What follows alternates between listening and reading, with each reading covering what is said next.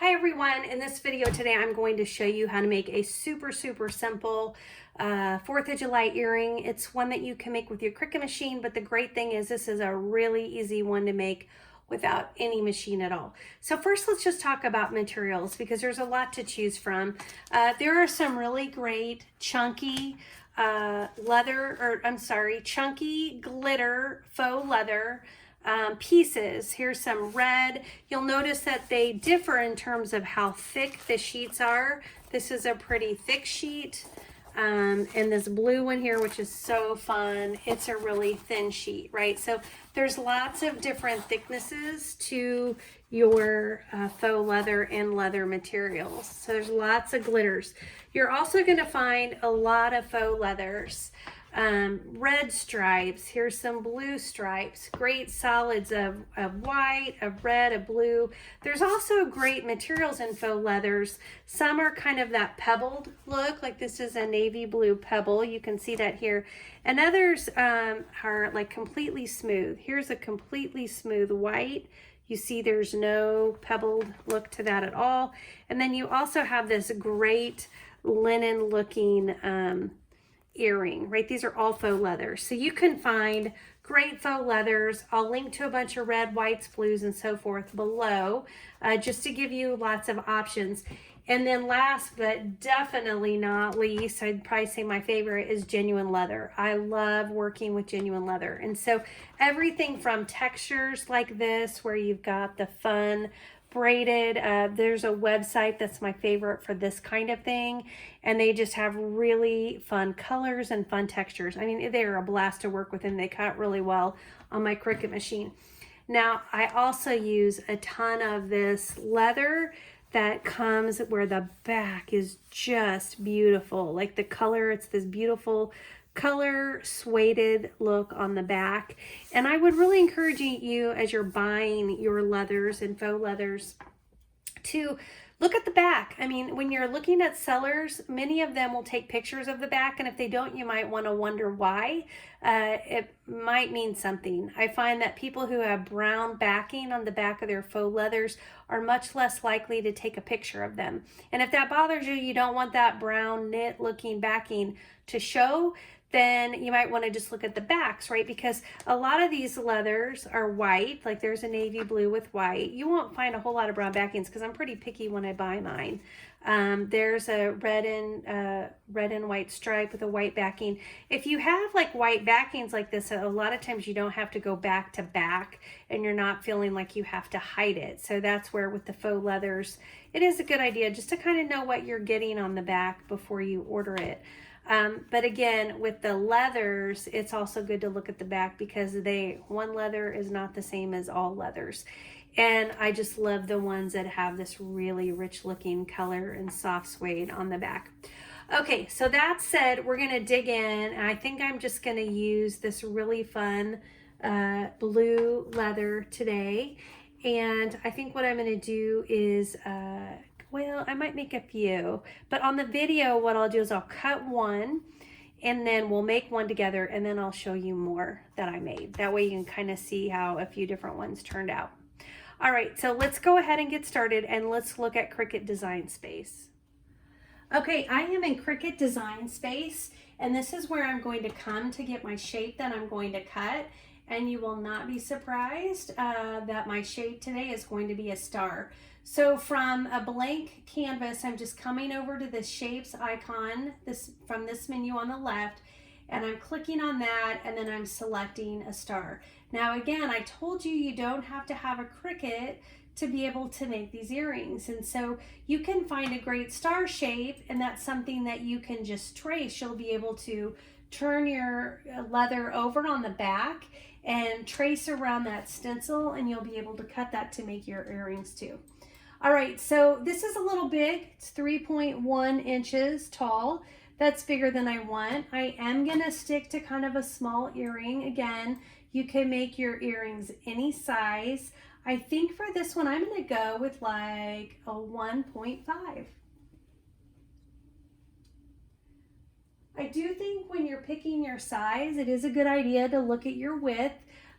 because when you're working with shapes that have a real wide structure to them, the longer or taller you go, the wider you go as well. And so you want to make sure you're comfortable with what that width looks like, you know, hanging from your ears, and that's a width that you like.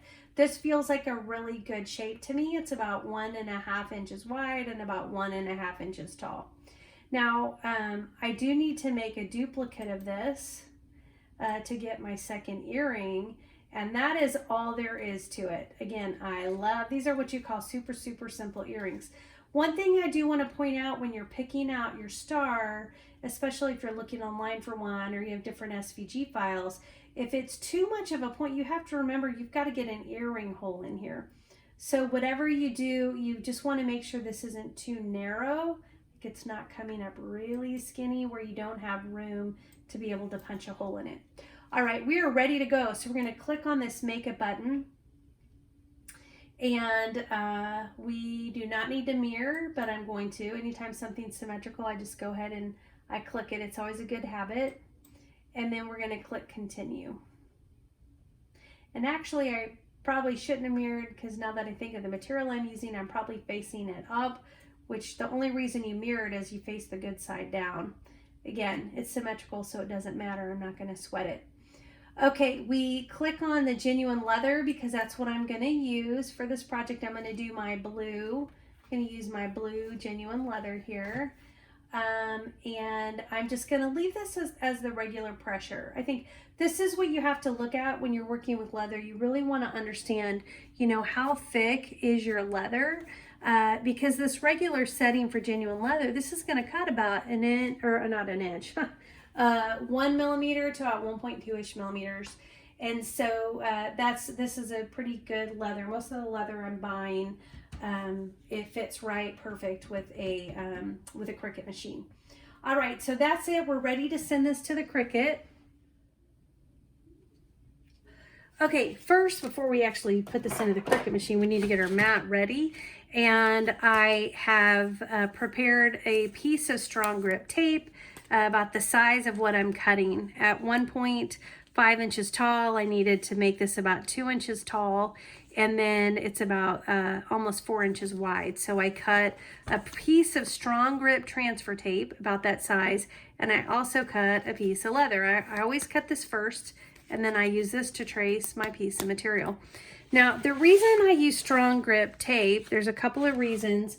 The most important one is that it helps my leather stick to my mat. It's really important when you're cutting leather on the Cricut that you have an extremely sticky mat, but I can't afford to use a new mat every time I make earrings. And so one of the ways I really get a control over that stick is by using tape. And a lot of times I use regular transfer tape, but if I'm working with genuine leather, I like to use strong grip tape. Now, when I cut genuine leather, I hate this when I do a video and I'm not following all the rules, because you're really supposed to use the purple strong grip mat when you're cutting leather. And I usually do. But a couple of weeks ago, I made quite a few earrings using my purple mat and just got a lot of material actually on the mat. And I haven't had a chance to clean that up yet, and I'm not sure I'd get a good stick. So I decided to go ahead and use my green mat today.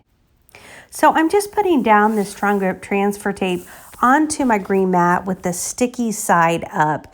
And so once I get it on my mat, I just need to pull that backing off to expose the sticky, and that's what's gonna let me take that genuine leather and press it down and really get a nice tight hold onto my green mat. I do like to mostly put my material face down, but with this leather, I think I am going to go ahead and put it face up.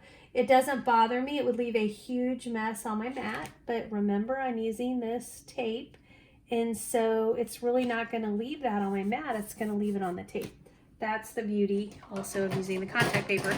Now, I do use a Cricut brayer, and I just roll that, push that. It really makes that stick. Don't have a brayer, but you do have a Cricut. Try like a dough roller. I used that for a long time before I got my Cricut brayer. I put that on a list for something, birthday, Christmas, I don't know. I finally got it. I was super excited.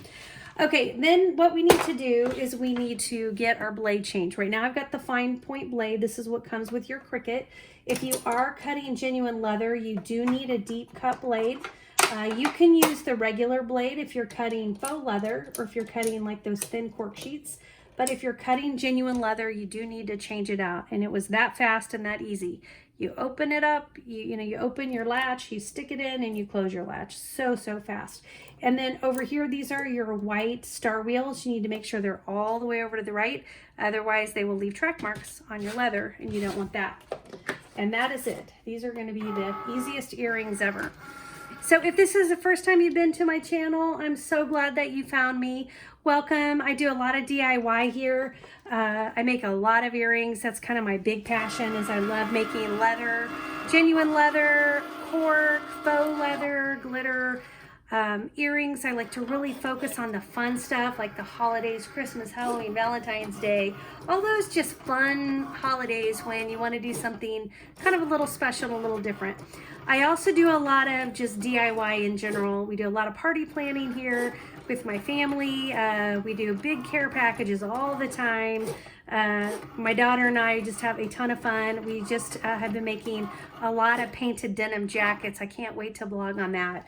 We started to do it and then we stopped, and then we wanted to finish our project before we had time to finish blogging. So we decided we're gonna make more for Christmas. We bought a ton on sale, and then we're gonna come in and make a bunch more. One of the things I'm doing right here is I'm just trying to gain an understanding of how well this cut, because I do not want to eject this if it didn't cut. And my feeling is I'm just not feeling great. Like I see part of it. It's probably fine. It's probably the bar holding it down. But for me, I'd rather make sure. And so before I eject it, even though that blinky light saying push me, don't do that. I'm going to push the C button here. It's going to go ahead and run another cut through. I think that's super important. As much as I say it, I fail to do it at times, and I feel like it's whenever I don't do it that I run into problems. So it's just a good safety net if you're not sure if something cuts, or if you haven't worked a lot with a material and you're kind of testing it for the first time. It's just a really good idea to make sure you have a good cut before you, I was going to say object, before you eject, because there's just nothing worse than wasting material. While earrings are small, they don't take a lot of material, it is still money. And so I know you want to get a good cut. All right, so let's take a look. I think this is really cute. I think I got a pretty good cut. You can see when I pull that off, those just cut beautifully. Now when I pull these, I'm sure the backing will still be stuck to them, that transfer tape when I say backing. So we're gonna need to just pull that off. Sometimes it's kind of hard to get your fingers on it. You just kind of got to keep pulling. It's not really any different, I guess, than when you're trying to pull it off of anything. You just got to get that backing off. And then now we've got these darling little stars that we can put as earrings. So let me get the other one off. And then what I want to do is to show you how you can easily add hooks. I'm going to show you two different kinds of hooks. One is like super easy if you really want to take, I don't want to call it the easy way out because that almost sounds negative, and I don't think it's negative at all. I love those hooks. And then I'm going to show you how to use jump rings as well. So let me gather those materials and I'll be right back. Okay, so I've gathered a few supplies. This here is my leather punch. Again, if you're not normally making a lot of earrings and you're not ready to invest in something like that, just use your weeder tool. You can poke a hole through genuine leather, or I should say through most genuine leathers, just fine. Definitely through faux leather as well. But if you're going to be making a lot of earrings, I do think a punch is something that's helpful to have. I also have a little punch. I love my smaller hole punch. In fact, I'm kind of considering maybe I should use that instead of my big punch. I use both a lot. I'm going to link them up. I bought this exact one on Amazon. I'm linking up a similar one to this one below. It's not the exact one. This is the one that's a little bit harder to find because it's the smaller hole. Had a hard time finding that one. Okay, I've got a couple of pair of pliers that I'm going to use to show you how to use the regular fish hook earrings. And then I've got these other earrings hooks. So these are the regular fish wire. I'm going to do those second. They take a little bit longer. And then these are the super easy earrings, which we call ball wire, because if you look at them, they've kind of got this little ball at the end. Can you see that? And they're super easy because you don't need to open or close anything. They just kind of slide right on there. So we'll do those ones first. Let's start by going ahead and punching our leather earrings with a leather punch. I do think I'm going to use this small leather punch. So I'm going to maybe set this. That's pretty small, but I think I'm still going to try it. That might be a little small. Now, I'm not using a template for this since it's pretty cut and dry. I'm just going to put my punch, and I don't want it to be too close to the edge, right? Because you don't want it to break, but you need it to be, that's so tiny. That might be just too tiny. We might keep it, but we might see if we need to make it a little bigger.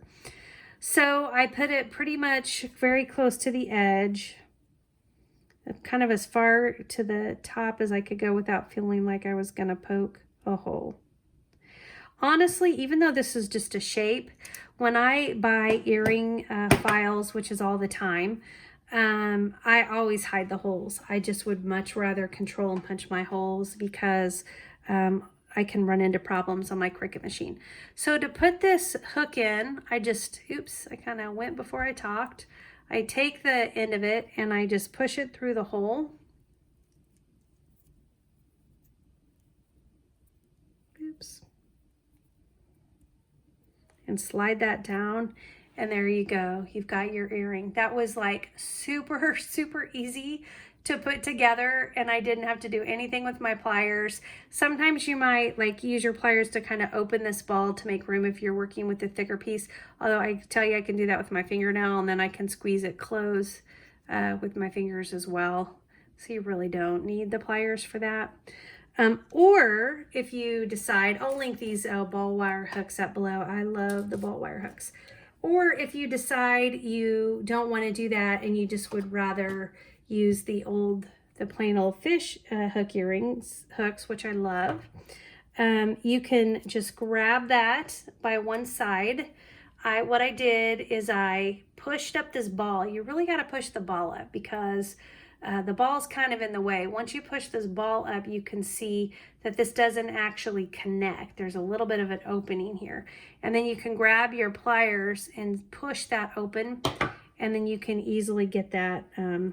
I like to turn it upside down. Again, that ball will be in my way. If I turn it upside down, gravity gets it out of my way. And then I can put that onto my hook. And then again, grab my hook.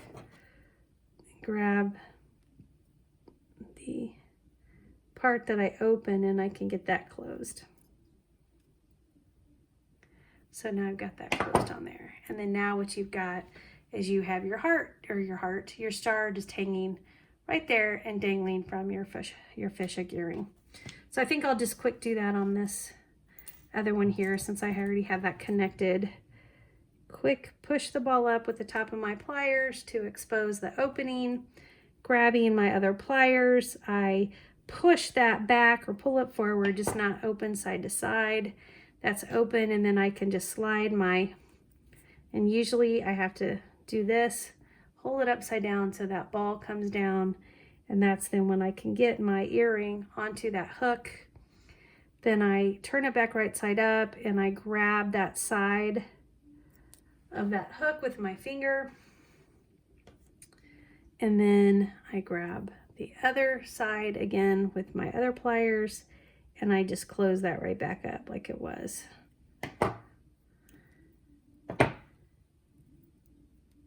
And now I just got these darling earrings that took me, I don't know, what would you say, 10 or 15 minutes, a lot faster if I'm not teaching, just to get them cut and then get them on great earring hooks.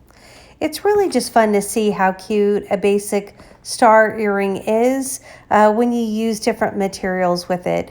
A basic blue stripe, or even a solid blue star, or, a red stripe, or a glitter, or a gold glitter, or red glitter, or even a white glitter. They're just so cute, even for a basic shape put onto an earring hook. just it's so fun looking at different textures and different colors and how cute those simple earrings can turn into great, 4th of July fashion. So hopefully you learned today just how easy it is to make a cute pair of 4th of July earrings using leather. I wish you the best of luck. And again, if you found anything helpful, I'd love it if you take just a second and tap that like button and think about also tapping subscribe. Thanks so much, everyone. Happy 4th of July.